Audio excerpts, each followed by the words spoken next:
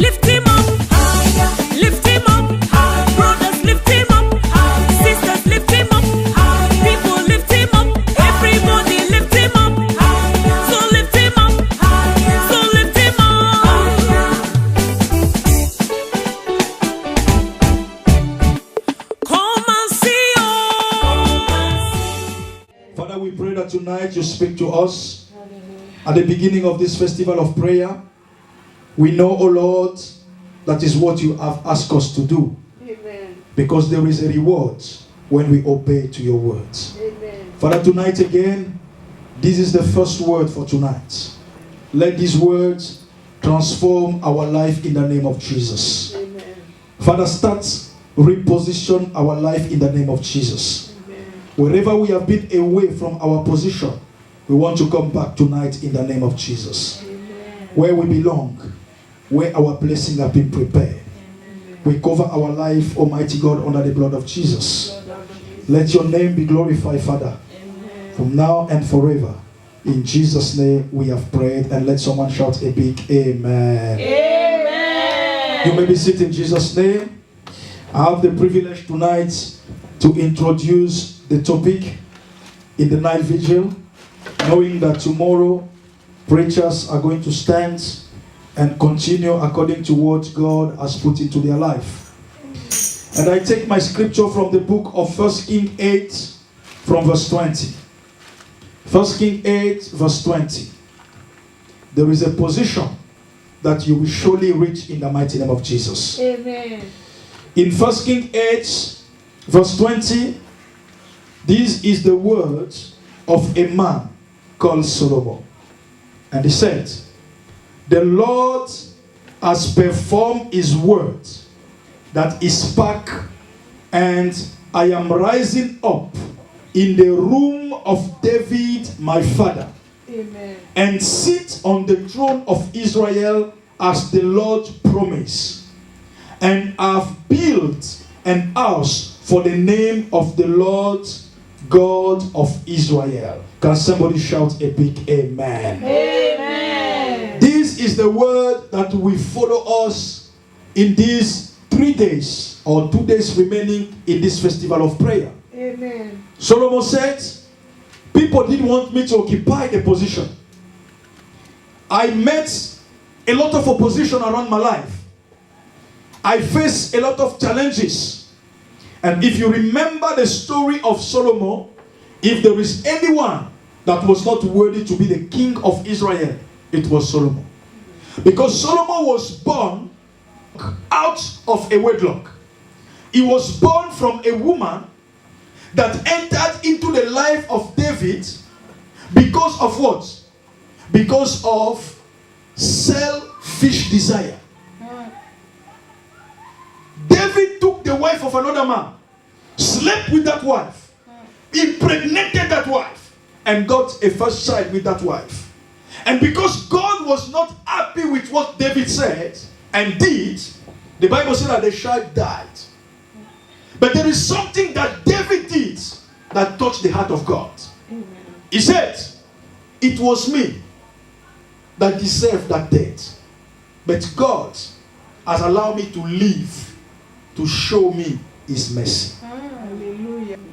And when David became old and he got the second son from the same woman Bathsheba that he took from another man, the Bible said that God spoke to David and said, David, the son that is born from that woman, you shall call him Solomon, and he shall be the one to replace you. Hallelujah. Amen. It was the plan of God. God appointed Solomon to be the king of Israel. He set a position for Solomon. Even when Solomon was still a baby, but God has already ordained that little child that he will be the one to rule the nation of Israel. And after many years, Solomon fought many battles because David had many women, and all of them, they were saying that they have the right to have their sons seated on that throne. But because it was the will of God, I want to tell you tonight, no matter what has happened in your life, Even though you are born into a family where there were many fights, people did everything possible to stop you from reaching a certain level, a certain position in your life. But I want to assure you that if God has pronounced from the beginning of your creation that you are going to occupy that position, no matter what men can do, you will sit on that position in the mighty name of Jesus. Amen. No man can stop you from reaching your position. Amen. No man can stop you from being where God wants you to be. It can take a time. It can take a season.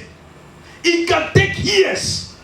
But when God says something, God will always fulfill his word. Amen. That's why Solomon recognized that if he became king and if he was able to sit on that throne, it's not by power, it's not by might, but it's because God has purposely allowed it to happen.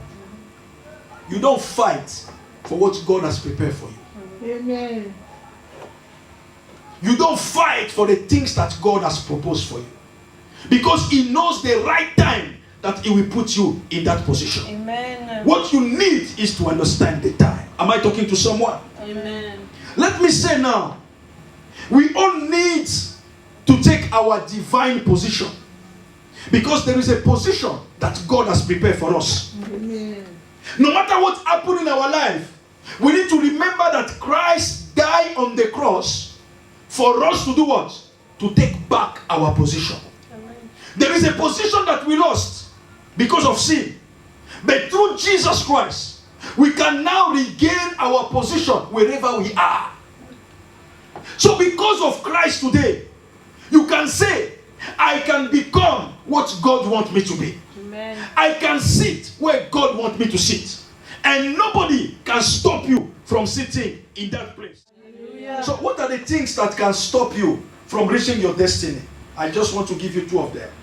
The first one of them is fear.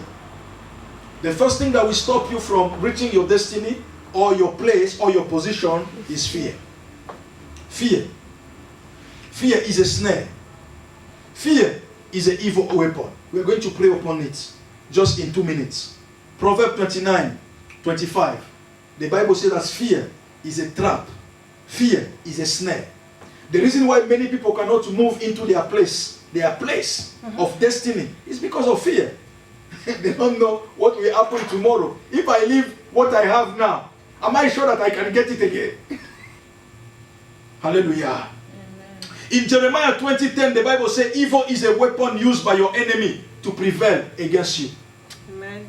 When you fear, your enemy will use it to keep you captive. And finally, Jeremiah 42:16, the Bible says, fear, allow your worst expectation to happen to you. What you are fearing is what is going to happen to you. Job said, what I was fearing is what happened to me. It's like he knew already that one day the devil will come and attack him. So everything he was doing, it was by fear. When you fear, my brother, my sister, you cannot reach your position. You have to take away any fear from your life. And when fear is taken away, you can now go to the place that God has prepared for you. I can say, shout.